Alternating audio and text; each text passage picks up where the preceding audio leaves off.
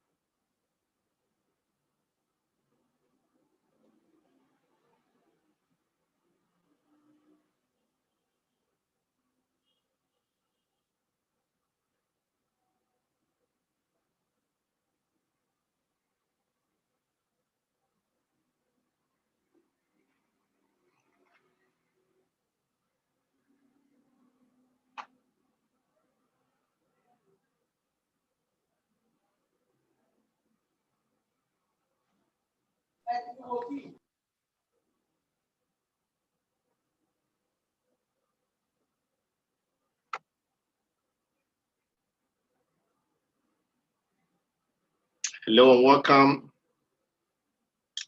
And we're going to be looking at economics. And if this is your first time of joining us, this is Austin from Tclassified.com. We're here in Tclassified.com dedicated to bringing you the best lectures, especially taken in order to aid your understanding of concepts in academics. Whether you are in sciences or you're in arts, we've got you covered. We've got you covered. If you're in sciences, we are there for you. If you're doing arts, we're there for you. So, yeah. So this is Tclassified.com, and this is Austin anchoring and giving you all these. Hopefully by next month, we can get our other teachers on board to help you with all these. So by next week, by next month, we're going to have our other teachers on board helping bring you these good lectures. So we urge you to work with us. When they start teaching you, I want you to give them the same cooperation that you're giving me. I want them to have the same support from you. And I want you to also believe in them to give you what you need in order for you to pass. And that's why I've created the course content in educateafrica.com. So in that Educate Africa, that's the course content they are going to be using to teach you. So they're actually teaching you from courses and from arrangements that I already know that are good for you. And that is why I urge you to give them some support, some listening ear that you give me. With them teaching and me teaching, all of us teaching, it will help you to get closer to the promised land. Like you will get to cover quicker. If we are supposed to use 3 months to cover, then with them teaching you with me, then within 1 month, you should be able to cover your curriculum. And that is why I want to bring them on board. And I will urge you to work together with us in trying to bring these studies in a very wonderful way to you. Oluwaseyi, can you hear me so that I'll know whether I can start? I can hear you, sir. Okay. So the next topic that we're going to be looking at today is what we call economics. That is the subject we are looking at. And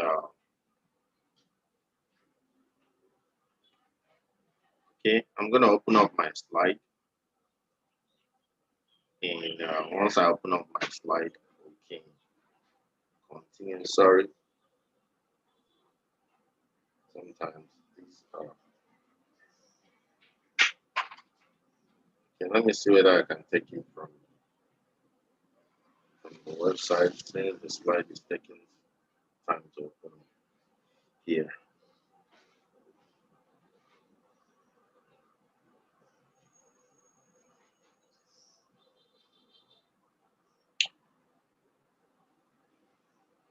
Okay, I think the slide is already open. Oluwase, can you see the economics as the slide? Yes, sir. Okay, so let's quickly start. And we've earlier looked at the meaning of economics. We've looked at forms of economic system, methods of economic analysis. We looked at the table and the graphs. And we also looked at the charts. We looked at the pie chart. If you had earlier missed our classes, when you go to our YouTube channel, Tclassified.com, you will see the new folders, the new playlists I'm creating, and I'm putting the respective videos for each subject under them in an organized way, so that even if you're not able to meet this class, like you join later, you can be able to go back and see what we've done so far and be able to follow up. So you see, in Tclassified.com, we try to organize things in such a way that it will suit you at your own flexible timing. You understand? So if you've missed our classes earlier, or if you have your brother or your sister that you want to follow our classes, and the person has been missing the classes when they are going on, so you can direct them to our YouTube channel. The name of the YouTube channel is Tclassified.com. Let him or her click on playlist. So we're gonna see all the live streaming Zoom classes that we've done so far.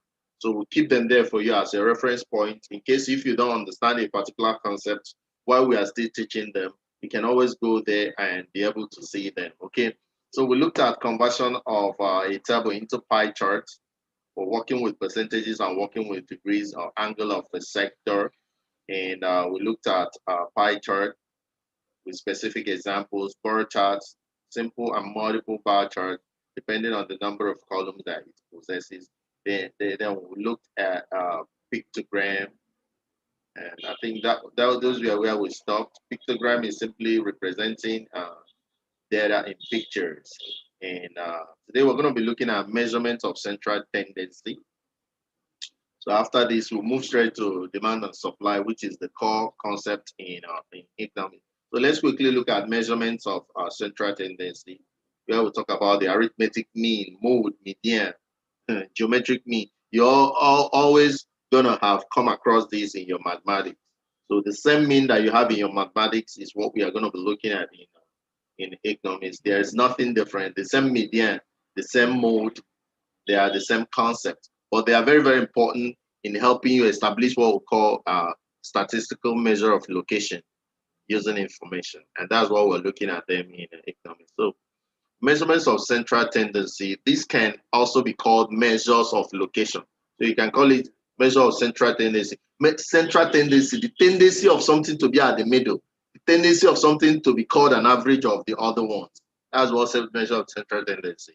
So it can also be called measures of location.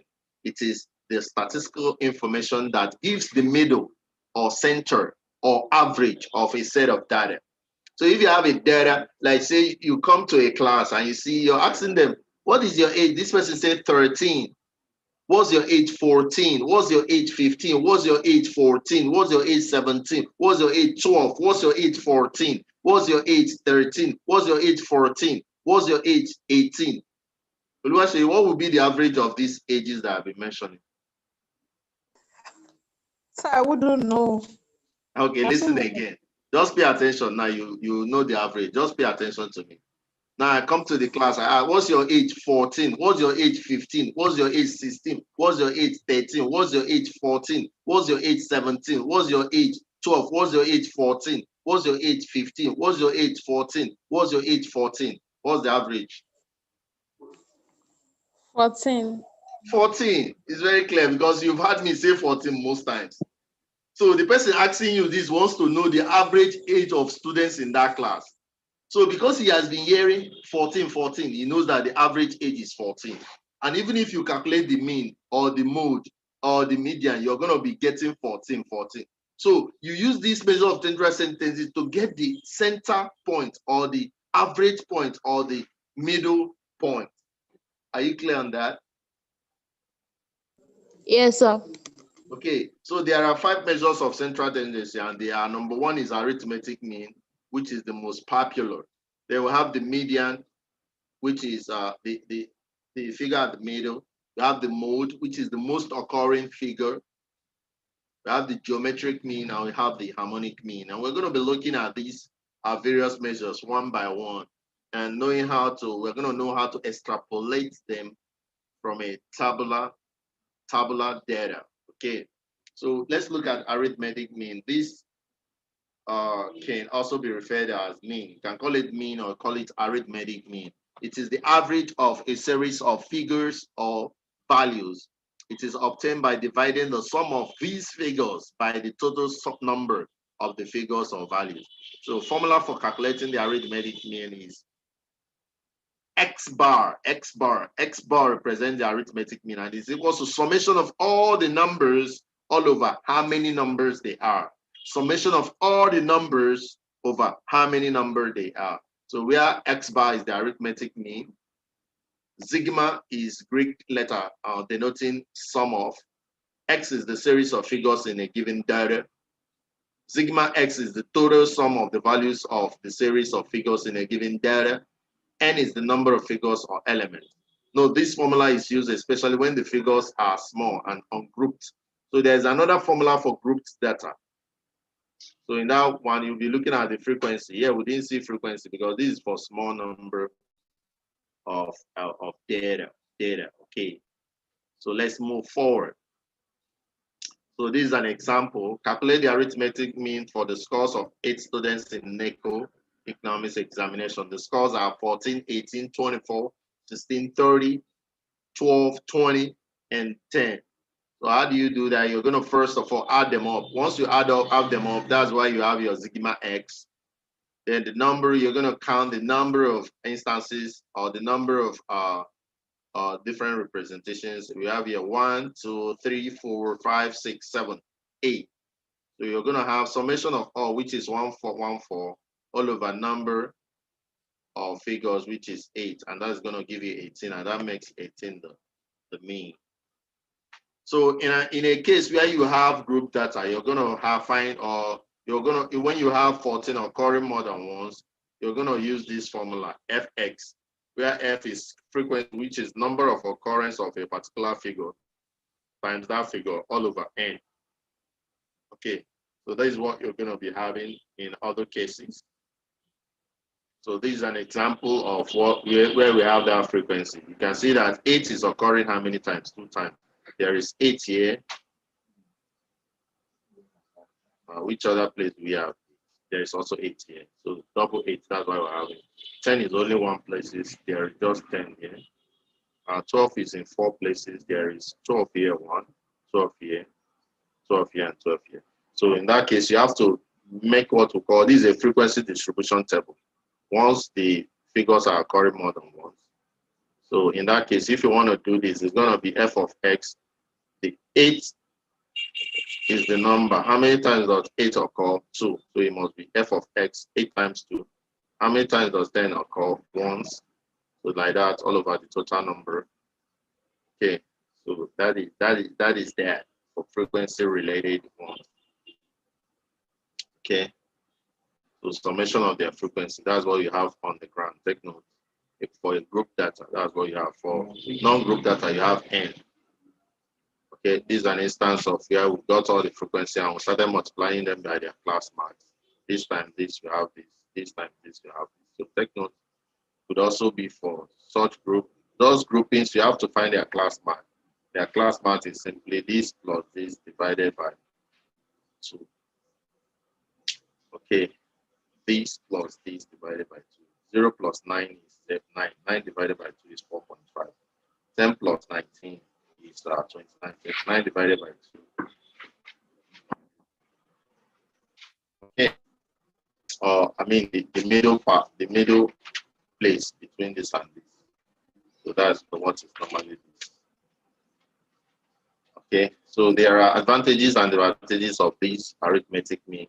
And advantages are that arithmetic mean is very easy to calculate. It gives the exact value of the mean.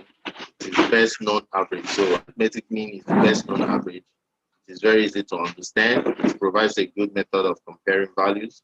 It makes use of all available information in a data.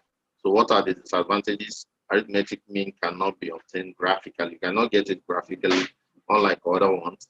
Or certain facts in arithmetic mean may not be revealed, and it may be difficult to obtain without calculations. It leads to distorted results. Okay, so this is where we're gonna actually be stopping here. I'm a little bit exhausted from my chemistry class. So in subsequent classes, we're gonna be looking at media and other measures of central tendency. Thank you. See you when I see you. God bless you. Lucy, are you there? Yes, sir. Okay, so see you when I see you. God bless you. If you have any further questions, you can ask me in our special group chat. See you when I see you. God bless you. See you same time. And